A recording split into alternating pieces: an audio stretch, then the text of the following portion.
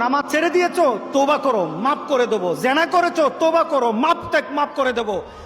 আকাশ সমান গুনাহ করেছো, তওবা করো, মাফ করে দেবো। আল্লাহু আকবার। শুধু তাই নয়, আল্লাহ বলেন, বান্দা যখনই তওবা করবি তোরে আমি পছন্দ করি। এত গুনাহ করার পর তুই যখন আমার সাথে তওবা করবি, আমি তোরে পছন্দ করি। শুধু তাই নয়, আল্লাহ সুবহানাহু ওয়া তাআলা বলেন, যারা মুতাতাহহিরিন, যারা পবিত্রতা অর্জন করে, আল্লাহ তাদেরকে পছন্দ করেন।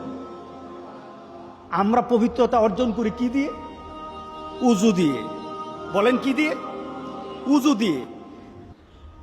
আমরা পবিত্রতা অর্জন করি তওবার মাধ্যমে। প্রথম, এটা হলো আত্মার পরিশুদ্ধতা। আপনার দেহকে পরিশুদ্ধ করতে হবে, আত্মাকে পরিশুদ্ধ করতে হবে। আপনার আত্মাকে পবিত্র বানাবেন।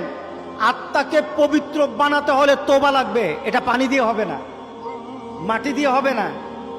আপনার আত্মা